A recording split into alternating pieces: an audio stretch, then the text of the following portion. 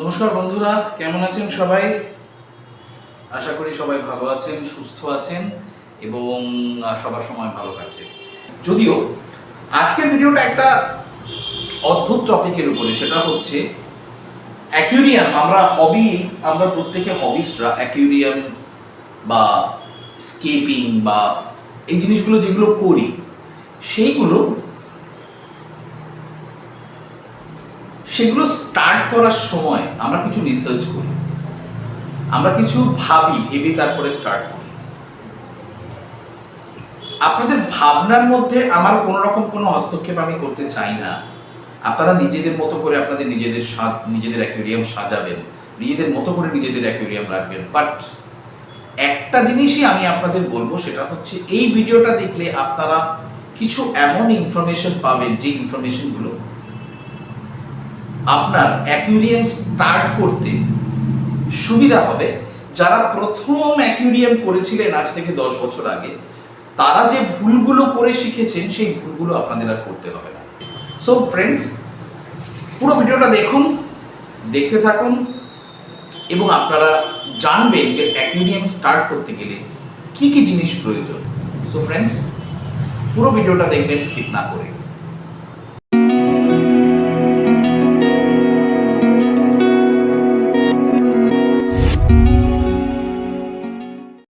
প্রথমেই বলে রাখি যে আমরা যে মাছগুলো, ম্যাক্সিমাম যে মাছগুলো আমাদের ঘরে রাখি, সেই মাছগুলো হচ্ছে tropical fish, fresh water fish বা ট্রপিক্যাল ফিশ। এবার ট্রপিক্যাল ফিশ আমাদের ভারতবর্ষে প্রত্যেকের অ্যাকুয়ারিয়ামে খুব ভালো থাকবে। কি কি ট্রপিক্যাল ফিশ হয় আমি বলে দিচ্ছি। ট্রপিক্যাল ফিশ আমাদের ভারতবর্ষের প্রত্যেকের ঘরে যদি ট্রপিক্যাল ফিশ আপনারা রাখেন, সেই ট্রপিক্যাল ফিশগুলো খুব ভালো থাকবে। তার কারণ ট্রপিক্যাল এরিয়াতে আমাদের ভারতবর্ষের অনেকটা অংশ পড়ে। সো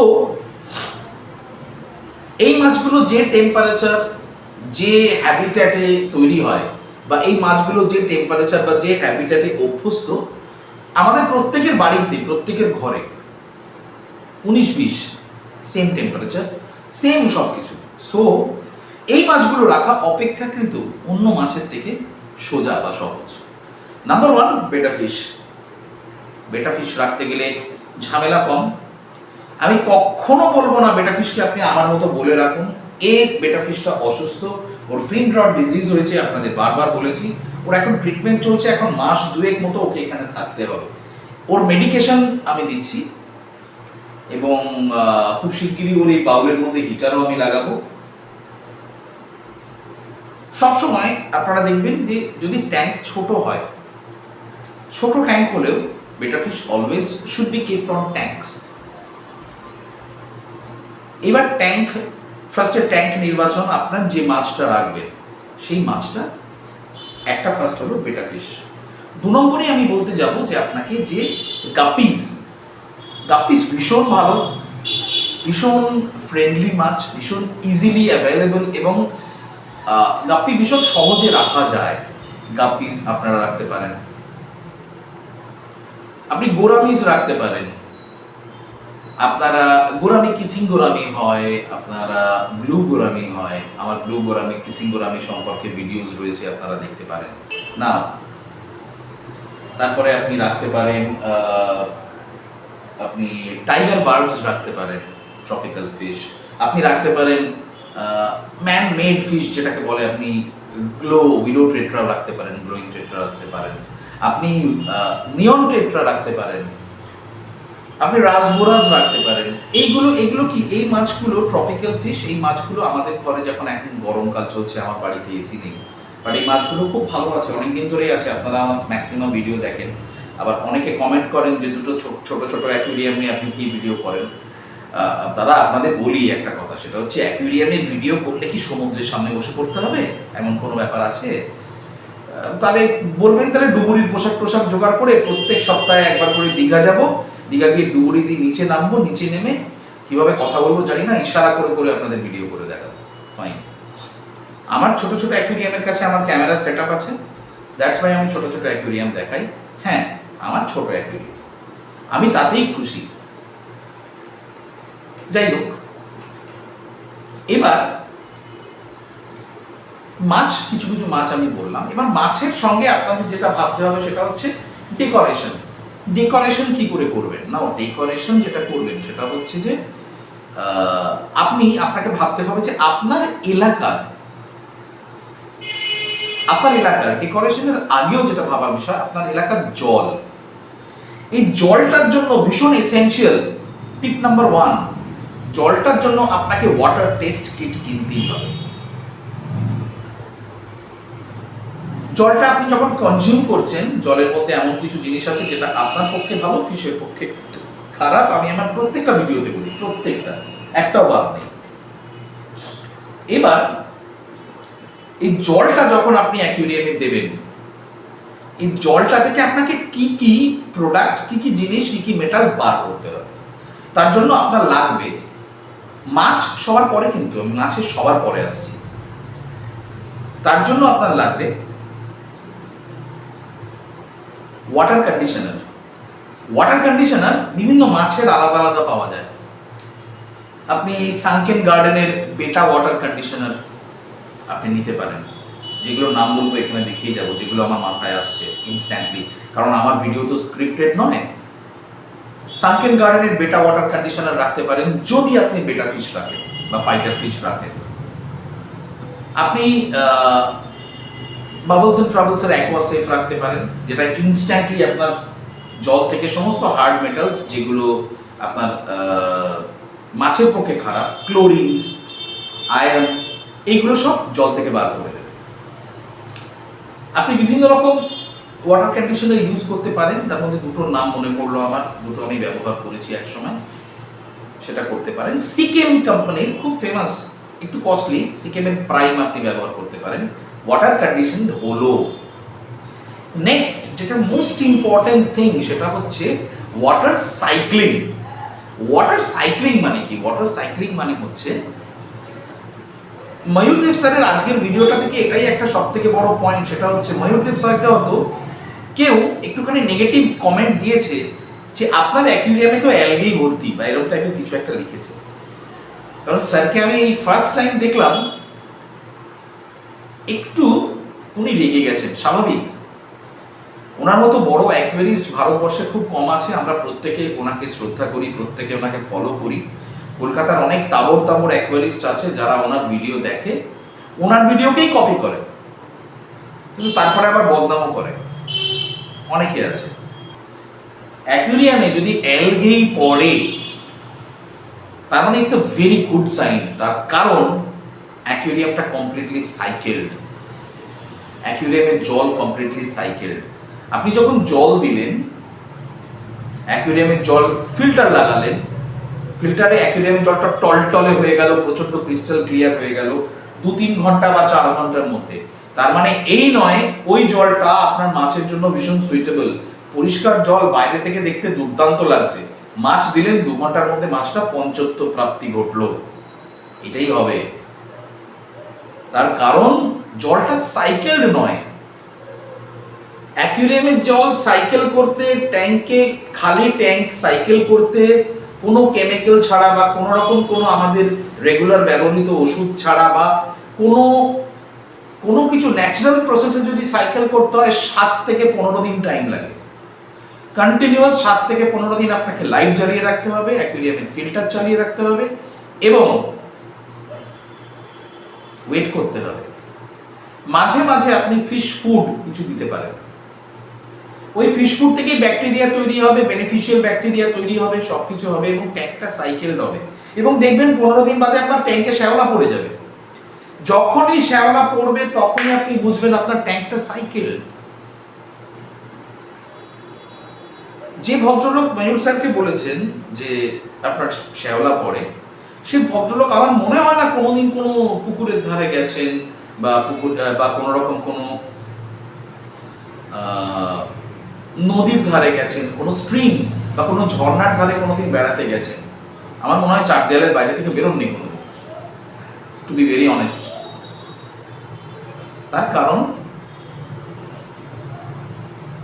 উনি বলেছেন যে প্রকৃতিতে কোনো ফিল্টার নেই, ফিল্টার লাগিয়ে কি হবে অ্যাকুয়ারিয়ামে? Good point, logical point. এবার ওনার লজিক্যাল পয়েন্টে আমি একটু আমার টু সাম এক্সটেন্ট ইনলজিক্যাল কথা বলি। সেটা হচ্ছে যে প্রকৃতিতে যে ফিল্টার আছে, একটা 40,000 টাকা দামের সাম ফিল্টারও সেই ফিল্টারাইজেশন নেই। নেচারকে উনি স্টাডি করতে পারেননি। তার কারণ নেচারে যখন একটা গঙ্গোত্রী হিমবাহের গোমুখ থেকে গঙ্গার উৎপত্তি হচ্ছে, মা গঙ্গার উৎপত্তি হচ্ছে, গঙ্গা নদীর উৎপত্তি হচ্ছে, তারপর থেকে গঙ্গা নদীর স্ট্রিমটা যদি ম্যাপ বাই ম্যাপ কেউ ফলো করে, তাহলে দেখবে যে এই গঙ্গা নদী যখন কলকাতায় এসে পৌঁছচ্ছে, তখন কটা রাজ্য, কটা শহর, কটা গ্রাম, কত রকম হ্যাবিটেটের উপর দিয়ে আসছে।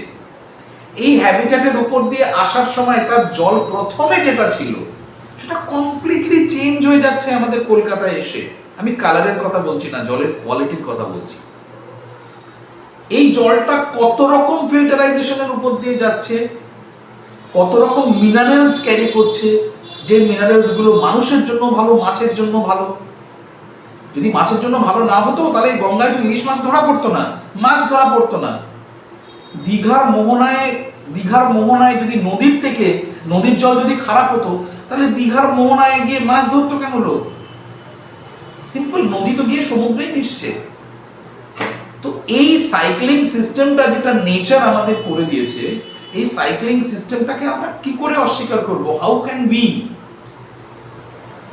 আমরা যেটা করতে পারি সেটা হচ্ছে তার একটা রেপ্লিকা আমরা আমাদের ফিল্টারাইজেশনে দিয়েছি। পর একটা সাইকেল হবে, জলের মধ্যে সমস্ত বাজে ব্যাকটেরিয়া, বাজে নোংরাগুলো আমার ফিল্টারের মধ্যে যাবে, ফিল্টারের মধ্যে দিয়ে গিয়ে সামান্য ফিল্টারাইজেশন হয়ে ওইটুকু জায়গার মধ্যে একটা পরিষ্কার জল সাইকেল হবে। পরিষ্কার জলটা বেরোচ্ছে, বেরিয়ে ওই জলটাই আবার নোংরা হচ্ছে, ওই জলটাই আবার ঢুকছে, আবার সেকেন্ড টাইম পরিষ্কার হচ্ছে। এই সাইকেলটাকে বলে ওয়াটার সাইক্লিং বা ট্যাঙ্ক সাইক্লিং। এই সাইক্লিংটা, এই নাইট্রোজেন সাইকেলটা যদি তৈরি না হয় অ্যাকুয়ারিয়ামের মধ্যে, অ্যাকুয়ারিয়ামে কোনো দিন মাছ সার্ভাইভ করতে পারে না। আমার জল এখন ব্যাকটেরিয়া ব্লুম হয়েছে দেখে সাংঘাতিক খারাপ লাগছে বাইরে থেকে, আমার কিচ্ছু করার নেই, আমার ন্যাচারাল প্রসেস। ব্যাকটেরিয়া ব্লুম হলে সব থেকে বড় হচ্ছে ধৈর্য। আমি জানি 48 ঘন্টার মধ্যে আমার দুটো অ্যাকুয়ারিয়াম ক্রিস্টাল ক্লিয়ার হয়ে যাবে, আমার ফিল্টার সেভাবেই সেট করা। So water cycling is very important. আর সাইক্লিং করার পরে আপনাকে ওয়াটার টেস্ট কিট দিয়ে টেস্ট করতে হবে যে আপনার অ্যাকুয়ারিয়ামে সব মিনারেলসের লেভেল কি কি আছে, আপনার অ্যাকুয়ারিয়ামের নাইট্রোজেন সাইকেল লেভেল কি আছে, আপনার অ্যাকুয়ারিয়ামে অ্যালকালাইন জল না সফট ওয়াটার, কতটা কি, সেটা পুরোপুরি টেস্ট কিট এসেনশিয়াল। আরেকটা এসেনশিয়াল জিনিস সেটা হচ্ছে আপনার অ্যাকুয়ারিয়ামের হিটার। সামনে শীতকাল আসছে, প্রিপেয়ার করে নিন, ভালো কোয়ালিটির একটা হিটার নেবেন। যদি ট্রপিক্যাল ফিশ থাকে তাহলে 26 টেম্পারেচার করে রাখতে হবে সবসময় হিটারকে, আদারওয়াইজ মাছ সার্ভাইভ করবে না, মাছ কিন্তু সার্ভাইভ করবে না। হিটার ভীষণ এসেনশিয়াল। কোন হিটার কত দাম আমি জানি না, তবে হিটার অ্যাকুয়ারিয়ামে লাগবেই। যদি 1 ফুট থেকে 1.5 ফুটের হিটার, 1 ফুট থেকে 1.5 ফুটের অ্যাকুয়ারিয়ামে হয় তাহলে 50 ওয়াটের হিটার। যদি 2 ফুটের কাছাকাছি অ্যাকুয়ারিয়াম হয় তাহলে 100 ওয়াটের হিটার। এইভাবে বাড়ে। ইন্টারনেটে অনেক রকমের আপনি লিস্ট পেয়ে যাবেন, সেগুলো দেখে নেবেন। সাইক্লিং করার জন্য ফিল্টার, অনেক রকম ফিল্টার মার্কেটে অ্যাভেলেবেল রয়েছে। আমি ঠিক এক্স্যাক্টলি বলবো না কি ফিল্টার আপনারা নেবেন, কারণ তাহলে ব্যাপারটা স্পেসিফিক হয়ে যাবে। আমি সবসময় এটাই বলবো যে কোনো অ্যাকুয়ারিয়ামে, ইভেন আমার এই বোলটাতেও আমার ভুল, এটা আমি নিজের ভুল স্বীকার করছি, এই বোলটাতেও ফিল্টারাইজেশন করা উচিত। আমার কাছে উপায় নেই, আমি পারছি না করতে, বিকজ আমার সেই ইনফ্রাস্ট্রাকচারটা নেই, তাই জন্য ওকে এখানে থাকতে হচ্ছে। 3-4 দিনও ওয়েট করতে হয় না, প্রত্যেক 2 দিন অন্তর ওর এখান থেকে 50% জল আমি তুলে ফেলে দিই। যেহেতু আমার ফিল্টার নেই তাই জল আমায় ফেলে দিতে হয়। এবার সেটা হচ্ছে অ্যাকুয়ারিয়াম ডেকোরেশন। সবসময় এটা মনে রাখবেন যে আমাদের বাড়িতে যে দুটো মাছ আমরা সব থেকে রাখতে পছন্দ করি এবং দেখতে সুন্দর লাগে অ্যাকুয়ারিয়ামে, সেই দুটো মাছের মধ্যে একটা হচ্ছে বেটা ফিশ, ফাইটার মাছ, আরেকটা হচ্ছে গোল্ড ফিশ। বিভিন্ন রকম গোল্ড ফিশ হয়, রেড ক্যাপ আপনি রাখতে পারেন, আপনি অরান্ডা রাখতে পারেন, বিভিন্ন দামিও গোল্ড ফিশ আছে অনেক রকমের, যে কোনো gold fish, black gold fish গুলো রাখতে পারেন আপনি। এই দুটো মাছেরই কিন্তু পাখনা ভীষণ সুন্দর এবং তার জন্যই ওদের সুন্দর লাগে। আপনি একটা বেটা ফিশকে পাখনা ছাড়া কল্পনা করুন তো, ওর থেকে খারাপ দেখতে বোধহয় কিছু আর হবে না। পাখনাটা লাগিয়ে দিলে ওর থেকে সুন্দর আর কিছু হয় না, to be very honest.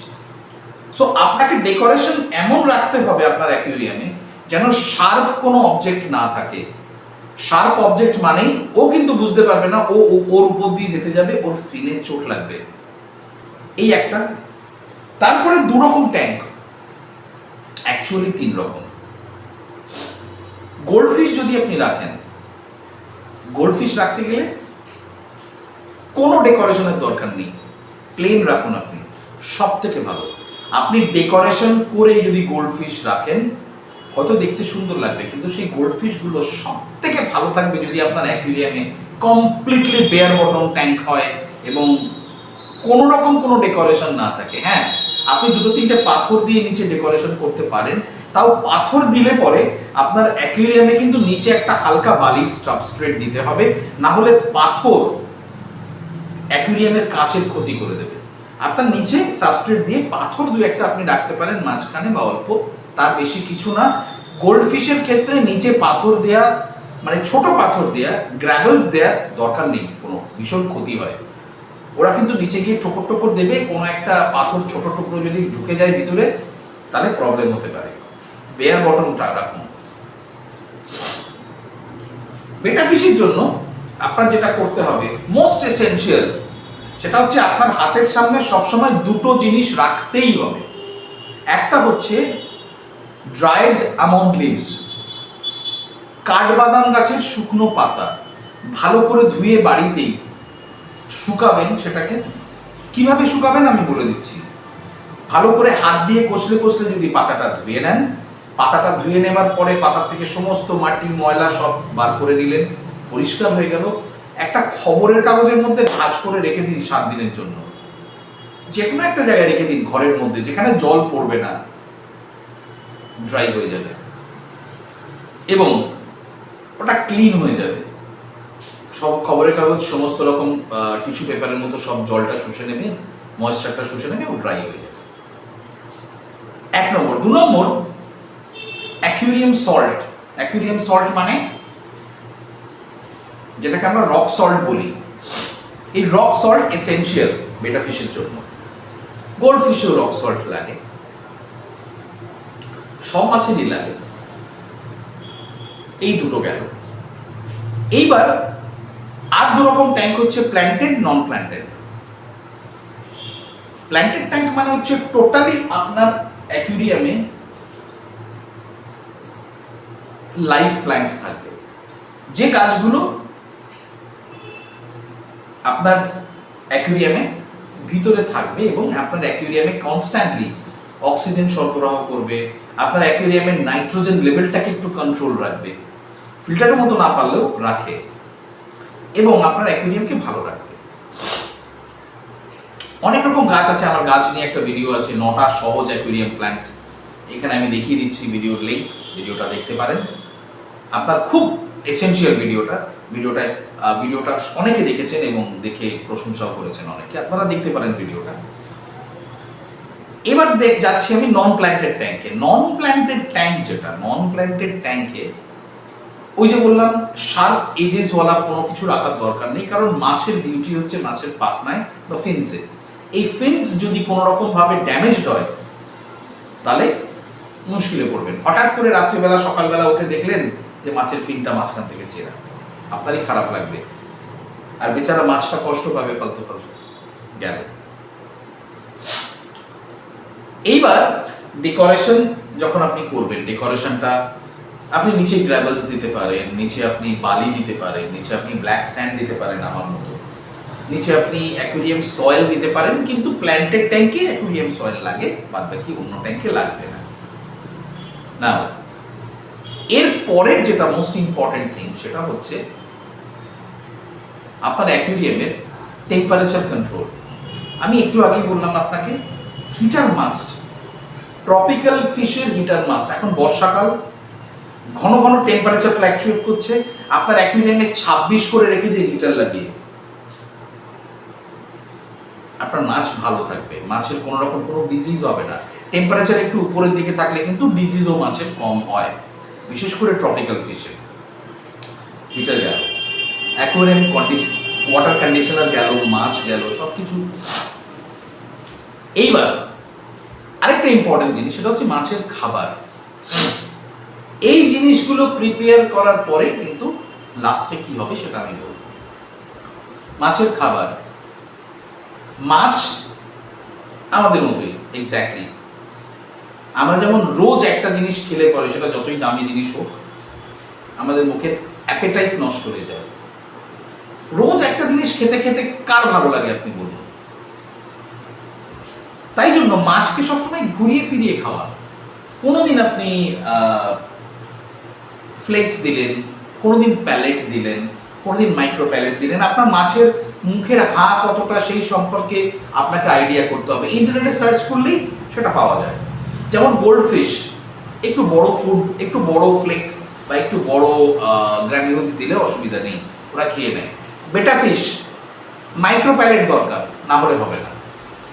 গাপ্পি micro palette দরকার, না হলে হবে না। গোরামি মাইক্রো প্যালেটটা খুব ভালো, ডাস্ট ফুডও খায়, সব রকম ফুড খায়। এইবার আরেকটা জিনিস আপনাদের যেটা বলে দিই, সেটা হচ্ছে দয়া করে হাত জোর করে বলছি, সস্তার 50 টাকার ফুড এনে মাছকে খাওয়াবেন না।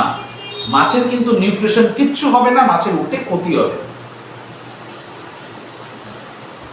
আমি কিন্তু আপনাদের কখনোই বলছি না যে হিকারির ফুড খাওয়ান, যেটা সব থেকে কস্টলি।